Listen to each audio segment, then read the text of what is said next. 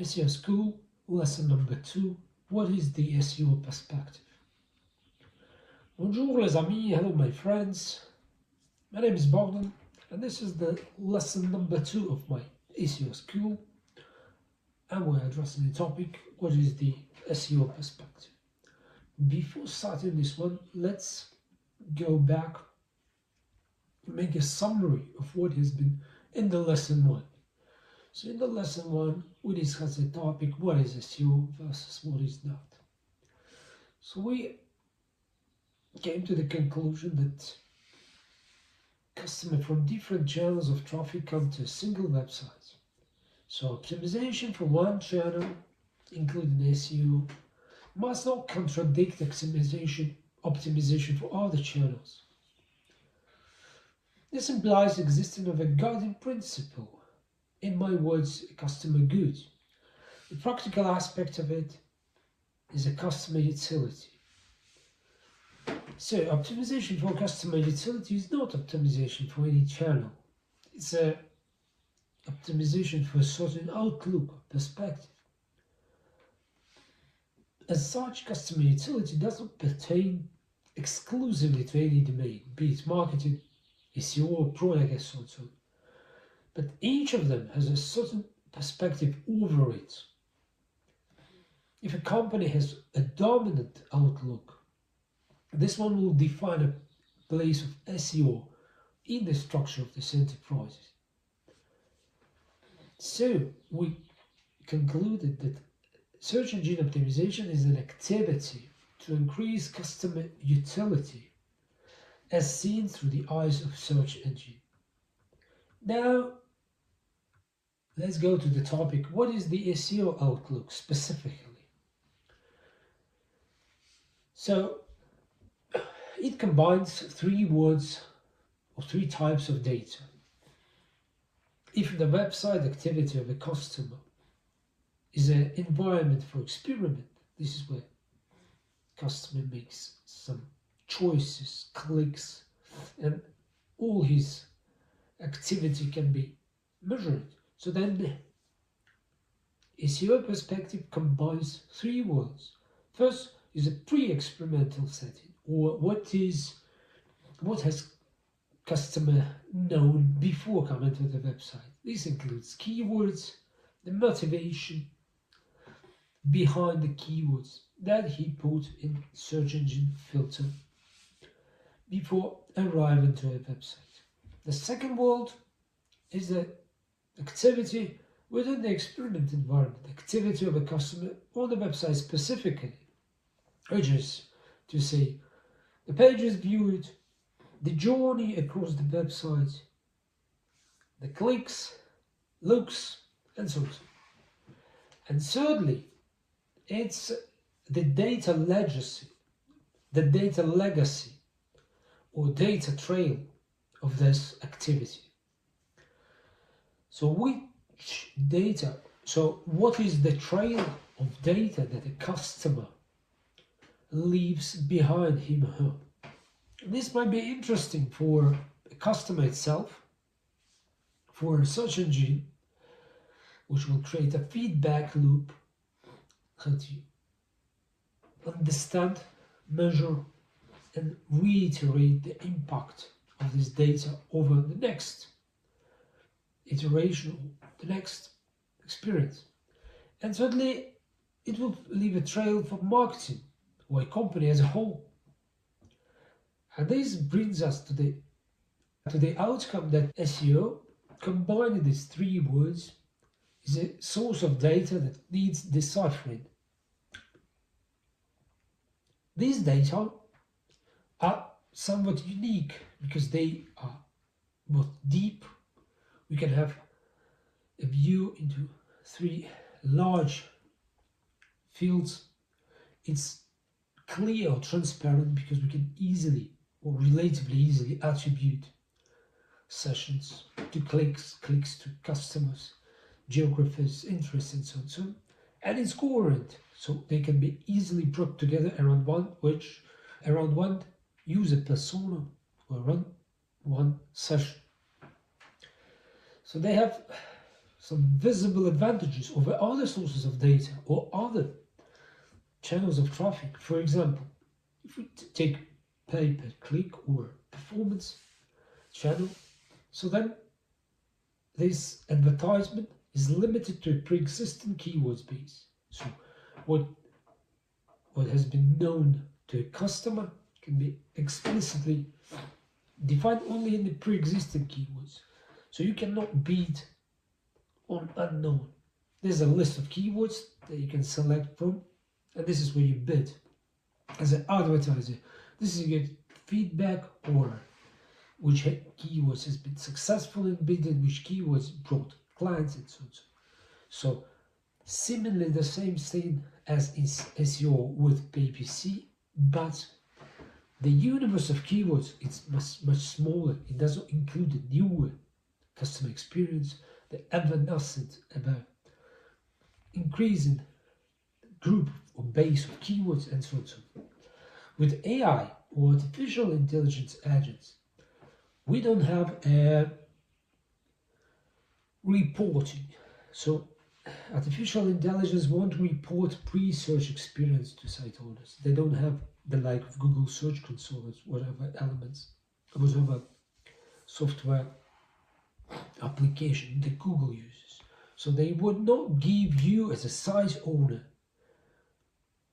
the overlook, the outlook on what has been known before coming to the website, what the type of searches or type of prompts has initiated the result when customer landed on the website. So this brings us to the conclusion that somehow SEO has advantage over other types of traffic. But the question is how to turn this data into knowledge. So we have three characteristics of knowledge. First, knowledge is practical. It's coherent and it's just. Let's deal with practical aspect of knowledge. How to tell that something is practical? What does it mean to be practical? Or can something be practical if we cannot agree on its utility? So in my definition, practical is something that all stakeholders can agree upon internally. Something that does not divide stakeholders, that can be taken for as a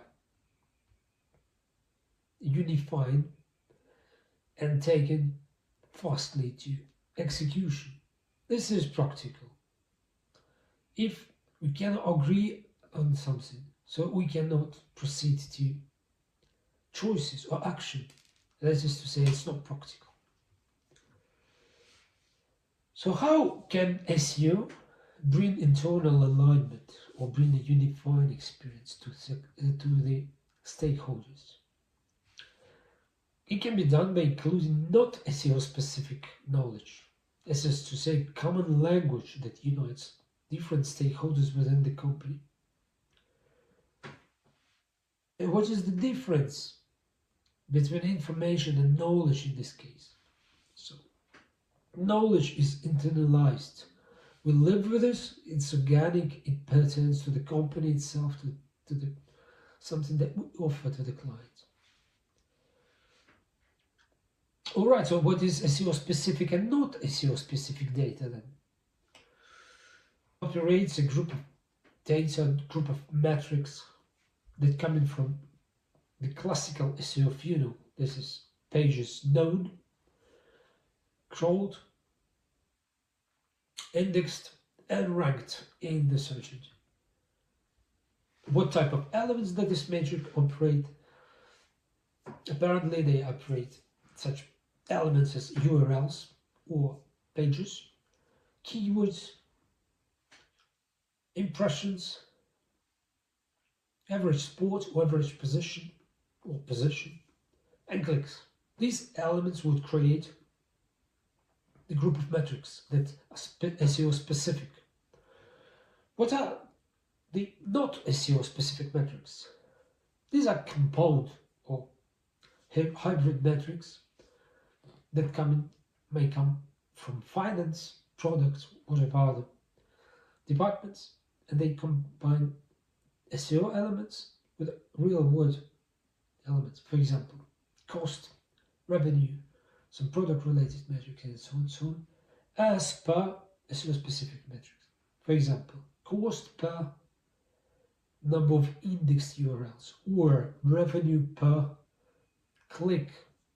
These will create internalized knowledge by implying both SEO specific and non-SEO specific, non-technical metrics, creating or melting together the knowledge that has been internalized and can be something that aligns company together. Alright, so then how internal alignment can be seen or witnessed? It can be seen by demonstrating concerted actions, so acting together or acting by a guiding principle. How this can be assured? It can be assured by acting such as it's real, such as if stakeholders are actually aligned, even if it's unknown.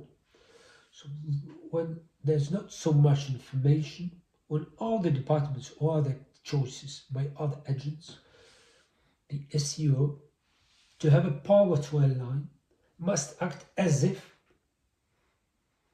every department has been already aligned. Let's make a summary of what we discussed right now. So first, SEO has a somewhat unique perspective. It combines three stages of customer exploration. First is what has been known to customer a priori, or before visiting the website, which is expressed in keywords and motivation before and motivation behind keywords. What customer is doing on the website and what are the data trail of customer.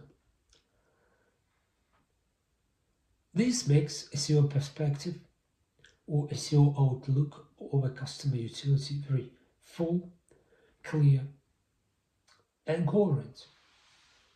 These are data that are valuable internally. To be able to turn this data into knowledge, the knowledge must pass three-fold test. It must be practical, must be coherent, it must be just. Practical, it means something that brings internal alignment, does not invoke disagreement. Internal alignment is built by melting SEO-specific, technical, not SEO-specific knowledge. Internal alignment is assured by acting as if all stakeholders are already aligned, even though it's unknown. And finally, acting aligned must be beneficial to all versus acting on its own.